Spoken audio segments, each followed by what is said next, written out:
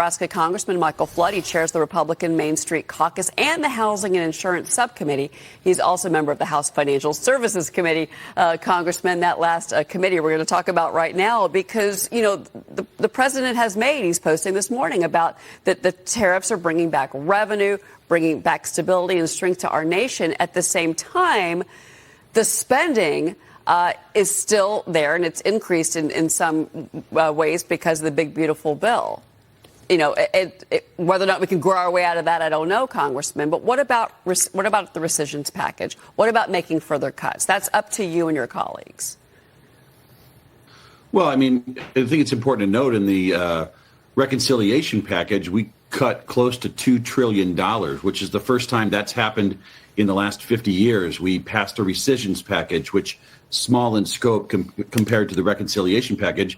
And our appropriations committee, all members on both sides of the aisle, we've been sending all of those bills to the floor, and we're hopeful that the Senate will negotiate with us so that we can fund the government and move forward. Like you said, obviously, it requires cuts and growth. These trade deals, well, yes, you get some tariff revenue. The big picture is we need more markets for our corn, more markets for our beans, more markets for our beef if you're in Nebraska. We need to be a nation that makes things, that creates things. And that's what President Trump is doing. Listen, it's a complicated Rubik's Cube, but I'm confident by the end of this year, we will start 26 in a much better spot than we started 25. Where would you like to see cuts made? Well, you know, obviously with a budget, we're talking about a lot of discretionary spending. The reconciliation package made cuts in mandatory spending. I think we have to focus on growth as well. You can give me a menu of options, and I think that's what's going to happen. We're going to go through this process. And by the way, if the Democrats don't work with us, we will end up governing through reconciliation and rescissions. But it gets harder going forward because the first round of cuts, I mean, everybody bought off on those. There's a reason a couple of those didn't go. The next round, if we do reconciliation and rescissions, gets a lot harder. We'll see if we can do it. Well, but at the same time, you know, we're now we're pushing. We're almost to August. Excuse me, almost to September now, and you're on August recess now. But you know, everybody's coming back September 2nd. That's the day after Labor Day. And government funding, that fight over a potential shutdown is still looming. And some House Republicans are already discussing the chances of a second reconciliation package that would follow the president's big, beautiful bill, Congressman. So talk about that. I really think it frustrates me to hear us talk about continuing resolutions or rescissions packages. Listen, we were sent to Washington to pass a budget. That is its most basic requirement under Article 1 of the U.S. Constitution. Anything less is kicking the can or legislative gymnastics. Listen, I was a state senator and the speaker of our unicameral for 6 years. We did it every single year. We passed a budget. That's what Americans expect us to do. And that means having those hard discussions, negotiating, and landing the plane. And so I'm hopeful that that's where we go. If we want to talk rescissions, if we want to talk all sorts of other issues, impoundment. If I were a Democrat, I would be very serious about negotiating the budget because things get a lot worse for them if we can't come to terms on funding the government. And by the way, their nemesis gets all the control if we end up in a government shutdown.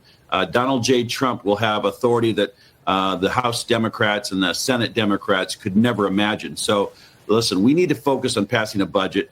Put all this other stuff to the side. There's always time to talk rescissions. There's always time to talk reconciliation. Funding the government is our job, and that should be our priority. So what's most important to you when you come back in September is government funding. Right. It's passing a budget. Right. Okay. You know, people think that we have to have all 12 bills out on the floor. Listen, we've already got most of them out on the House side. The Senate's working on it. John Thune's committed to a process of regular order. The thing that's frustrating, and I understand, you know, Washington, D.C. is literally located in a swamp, and for 100+ years we've had the August recess. But it makes no sense to me why we take off the month before we start our budget debate that has to be done by October 1st. Wouldn't it make more sense to take the month of May off and then work through the summer and just get the budget done so that we don't have this pressure cooker of September? I know I'm not going to change it by myself, but from a logistical standpoint, October 1 is the beginning of our fiscal year. It blows my mind why we take off August. It should be May so that we have all this time to get all this stuff done. Fair point. That's how corporations think. Maybe Congress can start to think that way as well. Before you go, America's housing market has a big persistent shortage right now. I want to take a look at the 30-year fixed mortgage rate. We're at 6.63%, Congressman. You introduced the Identifying Regulatory Barriers to Housing Supply Act.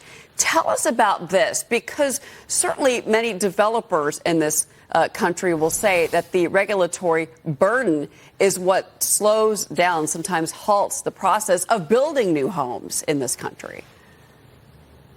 Well, of course, look at California. Even the governor there recognizes that they put so many barriers into just building and density. You've got these communities that say they want to be inclusive, but the reality is they don't let you build there. You can't put, small homes anywhere. You can't build multifamily. These are barriers that are happening in Virginia. They're happening in Nebraska. They're happening in places like California. And my bill basically says, hey, states, cities, municipalities, identify these barriers and report them to the federal government so that, when we're considering sending your state federal funding through the CDBG program or the Home Partnership Program, we know what kind of investments we're making from the federal side.